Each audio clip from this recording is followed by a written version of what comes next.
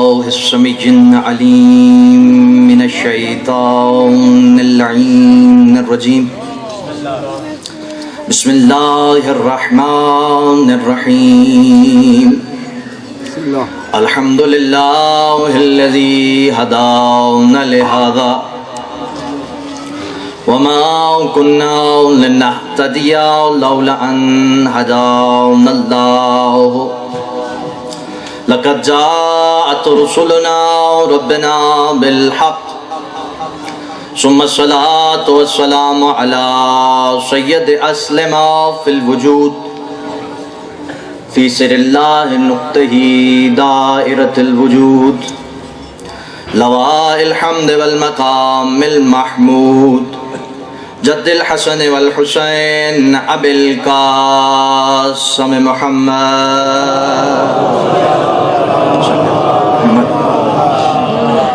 وعلى أولاده الطيبين الطاهرين المعصومين المخدومين المظلومين ولعنة الله على أعدائهم أجمعين من يومنا هذا إلى قيام يوم الدين.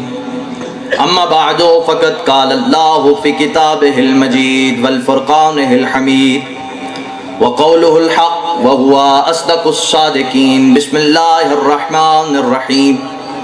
يا أيها الذين آمنوا إن جاء فاسق بنبأ فتبينوا صلوات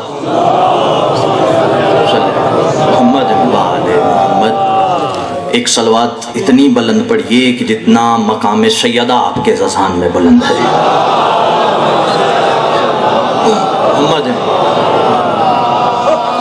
دعا گو ہوں خالق اکبر محمد و آل محمد کے صدقے آپ تمام احباب کا اس بارگاہ جلیلۃ القدر میں دور یا نزدیک سے چل کے آیا قبول و منظور فرمائے. بانیان عزا کا یہ پرخلوص صف عزا بچھایا اپنی بارگاہ میں قبول و منظور فرمائے. بانیان کے مرحومین کے تمام گناہ کبیرہ و صغیرہ معاف فرمائے.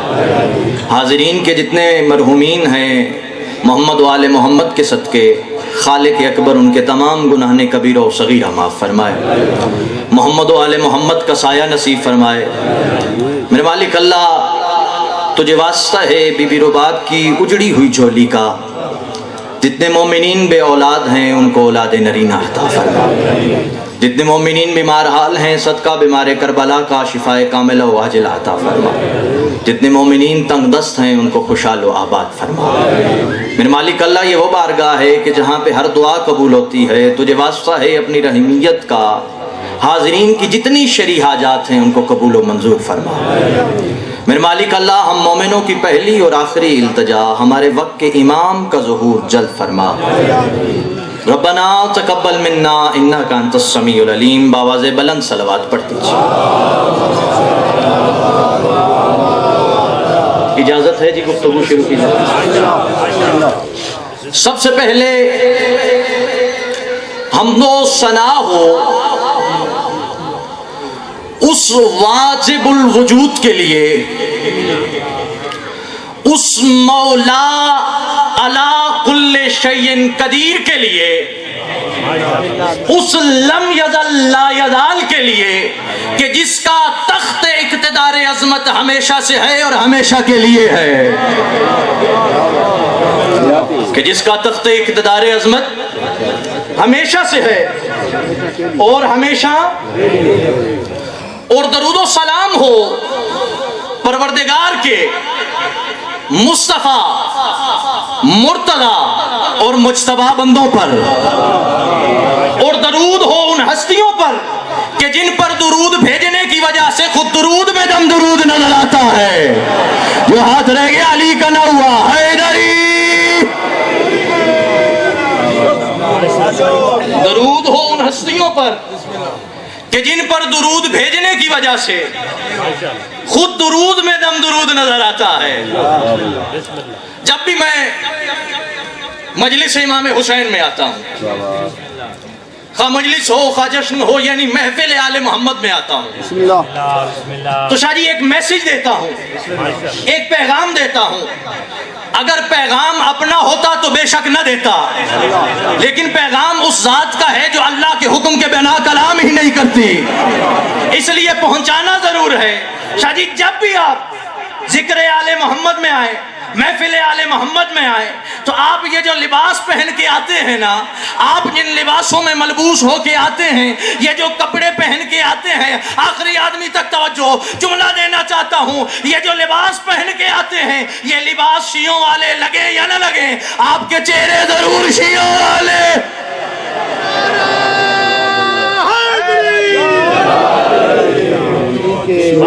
بھائی مجھے علی والا نعرہ سننا ہے، مل کے امید ہے کہ میرے مزاج کے مطابق آپ چلیں گے۔ جب بھی آپ محفل آل محمد میں آئیں، ذکر آل محمد میں آئیں، لباس کی پرواہ نہیں ہے، چہرے شیعوں والے ہوں۔ بعض لوگ سوچ رہے ہیں کہ مولانا صاحب یہ شیعوں والا چہرہ ہوتا کون سا ہے؟ بھائی ابو ذر شیرازی نے بات رسول کی ہے تو اپنی زبان سے کیوں بتائے کہ شیعوں والا چہرہ کون سا ہوتا ہے؟ اس کی زبان سے بتائے گا جو زہرا کا بابا ہے، جو نبیوں کا سلطان ہے، جو حسنین کا نانا ہے۔ سوالی آیا رسول خدا کے پاس، آ کے کہتا یا رسول اللہ یہ شیعوں والا چہرہ کون سا ہوتا ہے؟ کیا شیعوں والا چہرہ کوئی عجیب سا چہرہ ہوتا ہے؟ کوئی عجیب سا چہرہ ہوتا ہے، دو آنکھوں کی بجائے تین آنکھیں لگی ہوئی ہوتی ہیں، ایک ناک کی بجائے شیعوں والے چہرے پہ دو ناکیں ہوتی ہیں، دو کانوں کی بجائے تین کان ہوتے ہیں۔ یا رسول اللہ بتاؤ تو صحیح یہ شیعوں والا چہرہ ہوتا کون سا ہے؟ زہرا کا بابا مسکرا کے فرماتا ہے وہ چہرہ جو علی کا ذکر سنے اور کھل اٹھے اسے شیعوں والا۔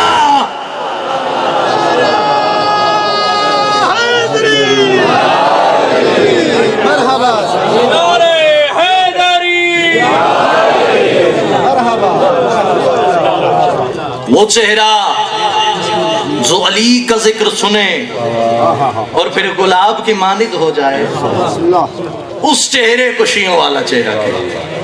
آپ کی توجہ ہو گئی۔ میں نے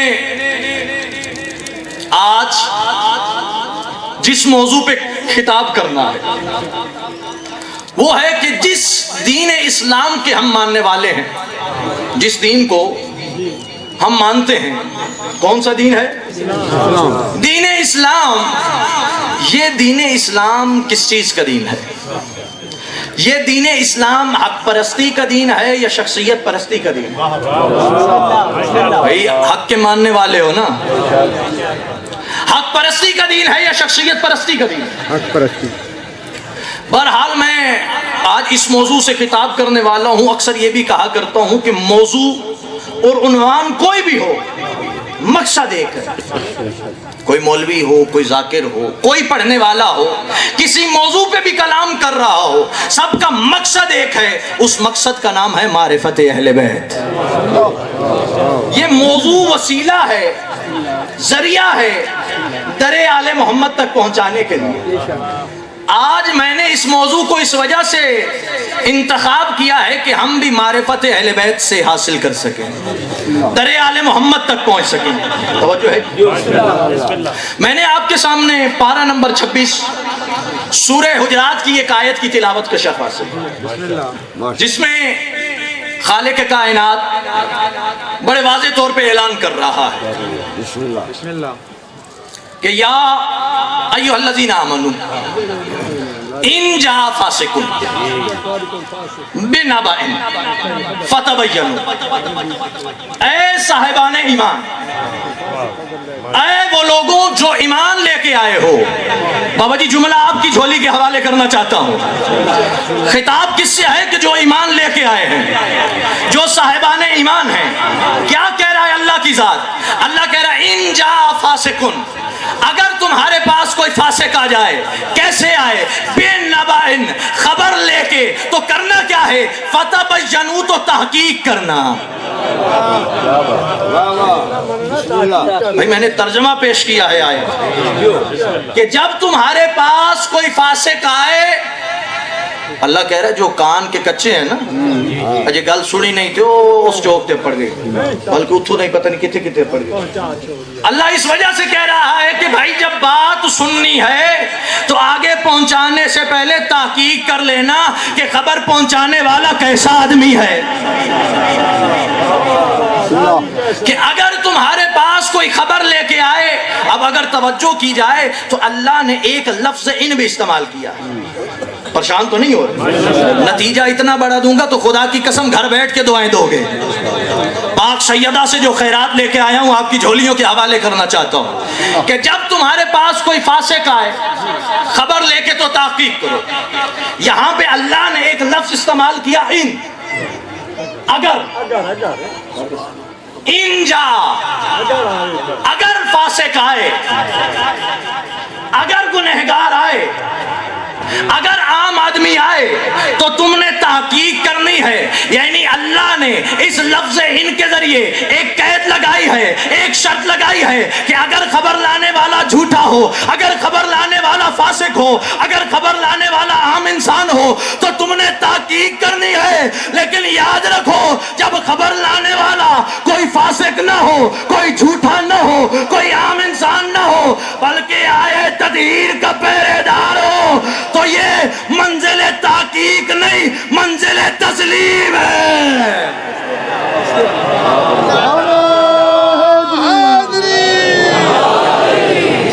بسم اللہ. اگر خبر لانے والا جھوٹا ہو, اگر خبر لانے والا فاسق ہو, اگر خبر لانے والا عام انسان ہو تو تم نے تحقیق کرنی ہے. لیکن اگر خبر لانے والا آئے تطہیر کا پہرے دار ہو, کوئی عام انسان نہ ہو بلکہ معصوم ہو, تو تم نے تفکر نہیں کرنا, تم نے تحقیق نہیں کرنی, بلکہ سر کو جھکا کے مان لینا ہے. ایک صلوات کا سہارا دیجئے بر محمد والے.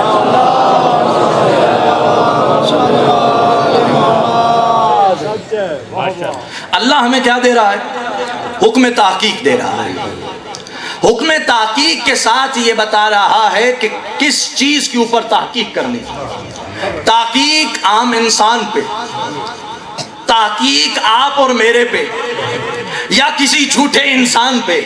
لیکن جب بات معصوم کی آ جائے, توجہ میری طرف, بات قرآن کی آ جائے تو وہاں پہ تحقیق نہیں ہے. کوئی بندہ کھڑا ہو جائے اور کہے کہ مولانا صاحب قرآن پہ تحقیق کیوں نہیں ہے, معصوم پہ تحقیق کیوں نہیں ہے, باقی سب پہ تحقیق, قرآن دائرے تحقیق میں کیوں نہیں ہے, معصوم کے اوپر تحقیق کیوں نہیں ہے؟ اس کی وجہ یہ ہے کہ اللہ نے بڑا واضح پیغام دے دیا. اللہ نے بڑے واضح طور پہ قرآن میں فرما دیا کہ بسم اللہ الرحمن الرحیم, ذالک الکتاب لا ریب فیہ ھدی للمتقین. اس کتاب میں کسی شک کی گنجائش ہی نہیں ہے.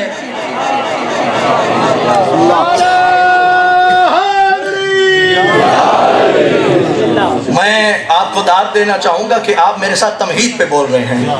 انشاءاللہ نتیجہ بہت بڑا دینے جا رہا ہوں. کیا کہا؟ قرآن جو ہے اس کے اوپر شک کی گنجائش ہی نہیں ہے. قرآن دائرہ تحقیق میں ہے ہی نہیں. اب اللہ نے کہہ دیا کہ قرآن دائرہ تحقیق میں نہیں ہے. لیکن اگر کوئی قرآن پہ شک کرے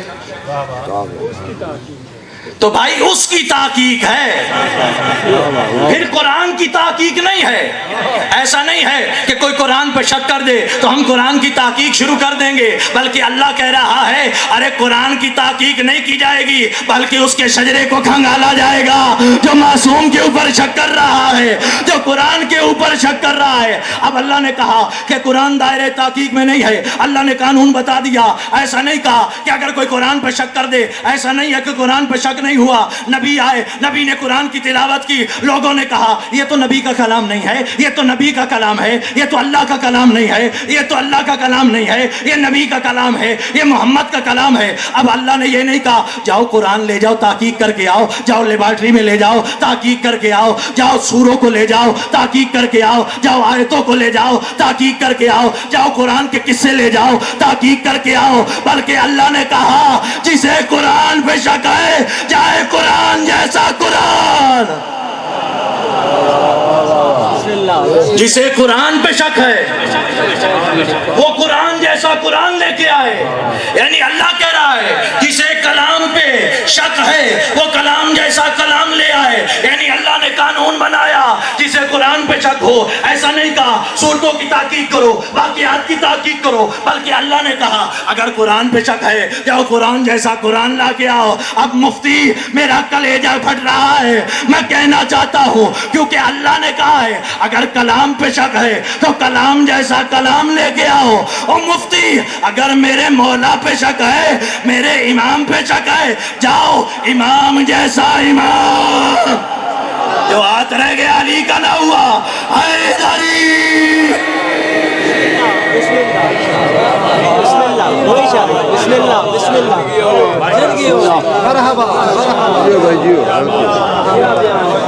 جئیں آپ جئیں. جسے قرآن پہ شک ہو وہ قرآن جیسا قرآن لے کے آئے. جسے کلام پہ شک ہو وہ کلام جیسا کلام لے کے آئے. اور جسے امام پہ شک ہو وہ علی جیسا امام لے کے آئے. مفتی بھی بڑا پھرتیوں والا تھا.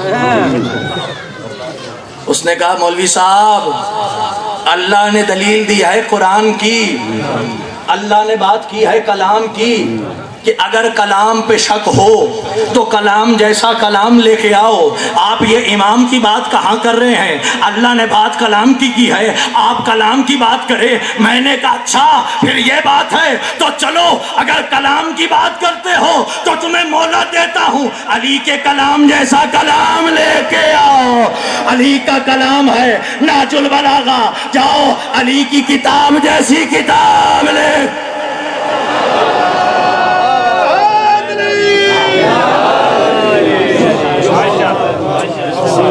جاؤ علی کی کتاب جیسی کتاب لے کے آؤ, علی کے کلام جیسا کلام لے کے آؤ. اب کلام کسے کہتے ہیں؟ کلام کہتے ہیں گفتگو کے. جب تک آپ میرے ساتھ بول رہے ہیں میں سمجھ رہا ہوں ہر بندہ بول رہا ہے. جس کو سمجھ آ رہی ہے, میں ایک تو مشہور ہے یہاں کی مہمان نوازی, آپ کا مہمان ہوں, اتنی حوصلہ افزائی کیجئے گا, یہ سر کے ہلانے کی وجہ زبان کو ہلائیے گا تاکہ پتہ چلے کہ جو موضوع لے کے آیا ہوں آپ تک پہنچا پاؤں. اور چلیں بات آ گئی ہے تو کر دیتا ہوں. بعض لوگ ہوتے ہیں کہ جی پہلی دفعہ ذاکر کو سن رہے ہیں تو تھوڑی سی ٹیسٹنگ کر لیں کہ گیئر کتنے چینج کرتا ہے. بھائی یہ علی کا ذکر ہے, یہاں پہ ٹیسٹنگ تمہاری ہے کتنا علی کے ذکر پہ بولو گے. نعرہ تکبیر, نعرہ رسالت, نعرہ حیدری. سمجھے کمرہ امتحان ہے, پرچے تمہارے ہاتھوں میں ہیں. جس نے علی کی ولایت کے 100 نمبر لینے ہیں وہ میرے ساتھ 100 نعرے لگائے گا. یہ جو ذاکر کہتے ہیں نا علی کے نعرے پہ ختم قرآن کا ثواب ہے, میں نے خود حدیث پڑھی ہے, واقعاً ثواب ہے. ایک علی کے نام پہ ختم قرآن کا ثواب ہے. ختم قرآن کا نعرہ سنائیے علی کے نام پہ.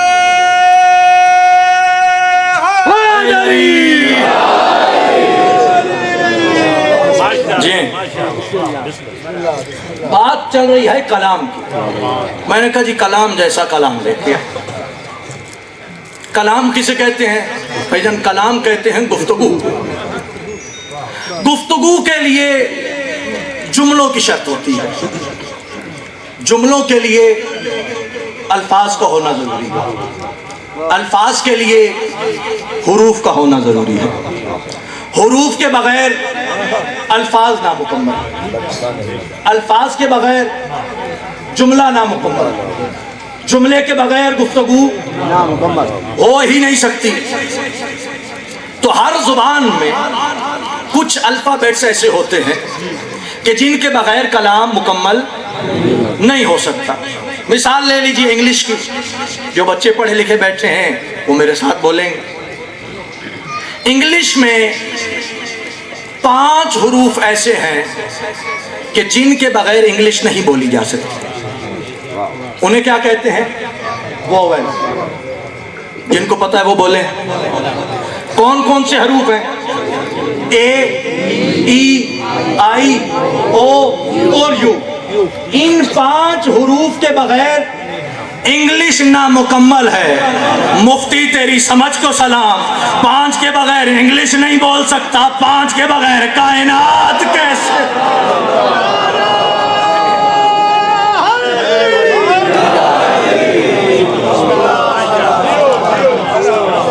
5 کے بغیر انگلش نہیں بول سکتا مولوی، 5 کے بغیر کائنات کا نظام چلانے کو ہے۔ بھائی اتنا اہم موضوع ہے، یہ اتنا امپورٹنٹ موضوع ہے کہ اہل سنت والجماعت کے ایک عالم دین ہیں جو اپنی کتاب کنز الاعمال میں لکھنے والے کا نام ملا تقی، لکھتے ہیں کہ بزم نبی سجی ہوئی ہے، نبی کے صحابی نبی کے گرد بیٹھے ہوئے ہیں اور ایک موضوع پہ گفتگو ہو رہی ہے، ساتھ میں تمہارا اور میرا مولا خاموش بیٹھا ہے۔ صحابی کہہ رہے ہیں جی کون سا ایسا حرف ہے کہ جس کے بغیر کلام نہیں ہو سکتا؟ کون سا ایسا حرف ہے کہ جس کے بغیر گفتگو نامکمل ہے؟ کون سا ایسا حرف ہے کہ انسان چاہے کہ وہ کلام کرے اور کلام نہیں کر سکتا؟ سارے صحابیوں نے مل کے کہا الف ایک ایسا لفظ، الف ایک ایسا حرف ہے کہ جس کے بغیر کلام نہیں ہو سکتا۔ اب صحابی خاموش ہوئے، تمہارا اور میرا مولا کھڑا ہو گیا، علی حیدر قرار کھڑے ہو کے کہتے ہیں اب کلام علی کرے گا، الف شمار تم کرنا۔ تمہارے اور میرے مولا نے ایک طولانی خطبہ دیا اور خطبے میں جب فارغ ہو گئے تو کہا اب مجھے بتاؤ میں نے الف کتنی مرتبہ استعمال کیا؟ سارے صحابی کہنے لگے یا علی آپ نے ایک مرتبہ بھی الف کو نہیں استعمال کیا، یا علی آپ نے ایک مرتبہ بھی الف کو استعمال نہیں کیا۔ تو مولا نے کہا اب سمجھ آئی، تمہارا کلام وہ ہے جو حروف کا محتاج ہے، حروف علی کے محتاج۔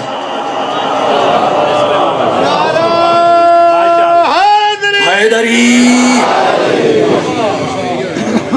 تمہارا کلام، ایک صلوات کا سہارا دیجیے۔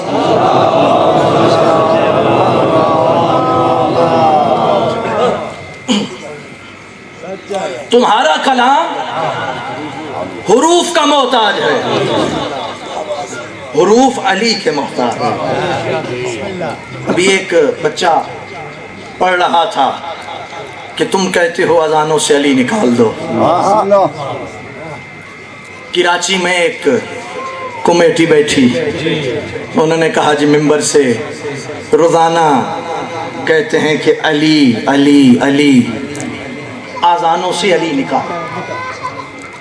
دلیل دینا چاہوں گا، ایک چوتھے امام کے پاس ایک صحابہ محمد امام، چوتھے امام کے پاس ایک صحابی آیا، آ کے کہتا ہے اے امام میرا دل چاہ رہا ہے کہ آج اپنے دادا کے فضائل سنائیے۔ میں کہوں گا کتنا قسمت بند تھا وہ شخص جس کے فضائل سننے آیا ہے وہ بھی علی، جو فضائل سنا رہا ہے وہ بھی۔ مولا نے فضائل سنانا شروع کیے۔ ایک مرتبہ کہا کہ اللہ نے قرآن میں میرے دادا کا ایک نام ایسا لیا ہے، ایک نام ایسا رکھا ہے جو کسی کو معلوم نہیں ہے۔ کہتا ہے مولا وہ کون سا نام ہے؟ مولا نے سورہ توبہ کی تلاوت شروع کی۔ مولا نے کہا بسم اللہ الرحمن الرحیم آذان من اللہ ورسولہ۔ کہتا ہے مولا آپ کے دادا کا نام کہاں پہ آیا ہے؟ مولا نے کہا آذان من اللہ ورسولہ۔ کہتا ہے مولا ہاتھ اٹھائیے گا میرے ساتھ تائید کے لیے۔ کہتا ہے مولا آپ کے دادا کا نام کہاں پہ آیا؟ مولا نے کہا آذان من اللہ ورسولہ۔ کہتا ہے مولا کہاں پہ؟ مولا نے کہا آذان ہی میرے دادا علی کا نام ہے۔ اور میں نے کہا مفتی ابھی علی کا نام سن کے تجھے موت پڑ گئی، جب یہ پتا چلے گا آذان ہی علی کا نام ہے تیرا کیا بنے گا؟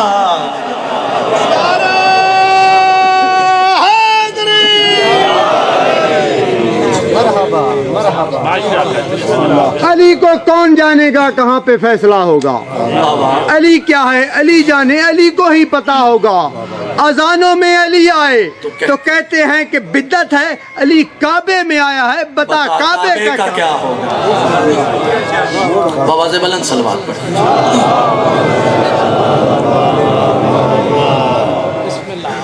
बस मुझे सेक्रेटरी साहब ने कह दिया है, वैसे दिल तो था कि और पढ़ता, गला भी मेरा साथ नहीं दे रहा। बस एक जुमला ताकि इबादत मुकम्मल हो जाए और उसके बाद जिक्र मसाइल। और तो नहीं हुए आप कहें तो मैं भी छोड़ दूं। जरूर आ रहा है। अल्लाह आपको सलामत रखे। एक नारा सुनाइए कि मुझे पता चले आपको सरूर आ रहा है। नारा हैदरी, हैदरी, नारा विलायत। बिस्मिल्लाह। मैंने कहा मौलवियों, तुम्हें जब पता चलेगा आज़ान ही अली का नाम है, फिर तुम्हारी अज़ानों का क्या बनेगा। अल्लाह ने ये रिश्तों की कायनात बनाई है। रिश्तों की इस दुनिया में अल्लाह ने दो रिश्तों को बड़ी अहमियत दी है। मुझे पता चला है कि हाफिज कौसर साहब इस पे पढ़ गए हैं। एक जुमला उन नौजवान बच्चों के लिए, ताकि मेरा आने का मकसद पूरा हो जाए। ये जुमला मेरा वो वाला। अल्लाह ने दो रिश्तों को बड़ा मकाम दिया। क्या नाम है उन रिश्तों का? एक का नाम है वालिद, दूसरी का नाम है वालिदा। अल्लाह ने वालिद और वालिदा को बड़ा मकाम दिया है। इतना मकाम दिया है कि इनको शख्स नहीं शख्सियत कहा है। इनको शख्स नहीं शख्सियत कहा कि अगर चाहते हो कि अगर तुमसे अल्लाह राजी हो जाए तो याद रखो पहले वालिदैन को राजी करो। अगर वालिदैन राजी हैं तो अल्लाह की जात राजी है। अगर वालिदैन नाराज हैं तो अल्लाह की जात नाराज। अगर वालिदैन राजी तो अल्लाह की जात राजी। इतना मकाम वालिदैन को दिया कि अल्लाह ने मुस्तहब को नीचे रखा, इताअत वालिदैन को ऊपर रखा। क्या मतलब है मुस्तहब नीचे, इताअत वालिदैन ऊपर? उम्रा क्या है? मुस्तहब है। क्या है? लेकिन अगर वालिदैन ने मना कर दिया कि बेटा अभी ना जाओ, तो रब्बे काबा की कसम अब जाना इबादत नहीं, ना जाना इबादत है। वालिदैन ने मना कर दिया उम्रे पे न जाओ, बैतुल्लाह की ज़ियारत का बड़ा सवाब है, लेकिन अब वालिदैन ने मना कर दिया, अब उम्रे पे जाना सवाब नहीं है, ना जाना सवाब है। अगर वालिदैन ने मना कर दिया इत्र लगाओ, इत्र लगाना सवाब है, वालिदैन ने मना कर दिया, अब इत्र लगाना सवाब नहीं है, ना लगाना सवाब है, नमाज शब पढ़ना सवाब है, वालिदैन ने मना कर दिया तो अब पढ़ना सवाब नहीं है, ना पढ़ना सवाब है। यानी वालिदैन ने मुस्तहब से मना कर दिया, अब वो अमल करना सवाब नहीं है, ना करना सवाब है। यानी अल्लाह ने वालिदैन को ये मकाम दिया, मुस्तहब नीचे है, इताअत वालिदैन ऊपर है। ये है मुस्तहब नमाज का जिक्र। आओ तुम्हें एक वाजिब नमाज की तरफ ले चलता हूँ। ये है फुरादा नमाज। आओ एक बाजमात नमाज की तरफ ले चलता हूँ। अरे कोई आम मस्जिद नहीं है, बल्कि मस्जिद नबवी है। आम पढ़ाने वाला नहीं है, नबियों का सुल्तान पढ़ाने वाला है। अरे जो पहुँच गए हो, अरे इसी असना में एक शहजादा मस्जिद में दाखिल हुआ। कौन है? ज़हरा का नूरे नज़र है, अली का लख्ते जिगर है, मोहम्मद का टुकड़ा है। सहाबा किराम को करास करता करता करता वहाँ पे आया जहाँ पे नबियों का सुल्तान नमाज पढ़ा रहा था। नबी की पुष्प पे बैठ गया, नबी की पुष्प पे बैठ गया। जिब्राइल ने अर्श छोड़ दिया, आके कहा मोहम्मद तेरा न अल्लाह कह रहा है जब तक मेरा हुसैन, जब तक मेरा हुसैन, जब तक मेरा हुसैन अपनी मर्जी से न उठे सर को न उठाना। जब तक मेरा हुसैन अपनी मर्जी से न उठे सर को न उठाना। तो अल्लाह ने कानून बना दिया, जो मुस्तहब से ऊपर हो उसे वालिदैन कहते हैं, जो वाजिब से ऊपर हो उसे हुसैन।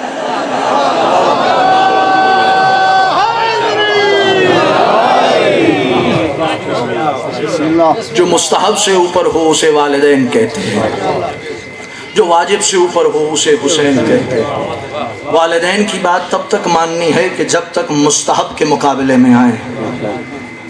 अगर हुक्म कुरान के मुकाबले में आ जाएं तो अब शख्सियत नहीं देखनी, अब इताअत परवरदिगार को देखना है। अब ये देखना है कि मासूम क्या कहते हैं। قرآن کیا کہتے ہیں؟ عزیزان محترم، اسی حق کو بچانے کے لیے، اسی حق کو پہنچانے کے لیے سیدہ دربار میں گئی۔ سیدہ کو کسی زمین کی ضرورت نہ تھی، جس کے صدقے کائنات کو بنایا گیا، وہ بھی حق کے لیے گئی تھی، اللہ کو عادل ثابت کرنے کے لیے، زمین کے لیے۔ عزاداروں، میں ممبر سے وعدہ کر کے یہ بات کر رہا ہوں، یہ جملہ اگر تم نے سن لیا اور ساتھ سمجھ لیا، تمہاری ہائے کا بھی ضامن ہوں اور تمہارے آنسوؤں کا بھی ضامن ہوں۔ جب بی بی دربار سے واپس آئی، میرے بس میں نہیں ہے دربار پڑھوں، سید ہوں، جب بی بی باہر آئی نا دربار سے، گھر میں واپس آئی، تو جناب زینب عالیہ ماں کے قریب آئی۔ بڑی خدمت گزار بیٹی تھی جناب زینب عالیہ، اور پوچھا اماں کہاں گئی تھی؟ بی بی نے کہا زینب دربار گئی تھی۔ زینب عالیہ نے دربار کا نام سنا، تڑپ گئی اور رو کے کہا اماں آپ دربار گئی تھی؟ کہا زینب میں دربار گئی تھی۔ جب زینب عالیہ نے تیسری مرتبہ پوچھا نا اماں آپ دربار گئی تھی، تو بی بی نے زینب عالیہ کو گلے سے لگا لیا اور رو کے کہا بی بی زینب آج میں دربار میں گئی ہوں، لیکن میرے ساتھ ام ایمن بھی تھی، ابو الحسن بھی تھے، میرے سر پہ چادر بھی تھی، لیکن زینب جب آپ دربار جائیں گی آپ کے سر پہ ردا نہ ہوگی، آپ کے ساتھ بھائی کے قاتل ہوں گے۔ اللہ، کوشش کیجئے گا ان آنکھوں سے آنسو آ جائے، یہ وضو ہے ان آنکھوں کا، ان آنکھوں سے نہ جانے کتنے گناہ ہو جاتے ہیں، ان آنکھوں کی بخشش کے لیے کافی ہے کہ غم حسین میں رویا جائے۔ ہم سارا سال بی بی کو پرسہ دیتے ہیں نا، حسین مظلوم کربلا کا، آؤ آج مولا حسین کو بی بی کا پرسہ دیتے ہیں، آؤ میرے مولا ہم سے اپنی والدہ کا پرسہ لیجئے۔ ارے کتنی مظلومہ ہے یہ بی بی، تو مولا حسین سے بھی زیادہ مظلوم ہے۔ ہم مولا حسین کے قاتلوں پہ لعنت تو کر سکتے ہیں، اے بی بی کے قاتلوں پہ ہم نام لے کے لعنت بھی نہیں کر سکتے۔ عزادارو، جب بی بی زینب عالیہ نے اپنے ماں کے پاؤں دبانے شروع کیے تو پتا چلا اماں کے پیروں پہ ورم آئے ہوئے ہیں۔ آج چیخ اٹھی میری آقا دادی اور رو کے کہا اماں یہ ورم کیسے؟ اور بی بی نے کہا زینب میں ایک پیر تک دربار کڑی رہی ہوں، اے زینب آپ 72 گھنٹے کڑی رہے گی۔ سب سے بڑا مصیبت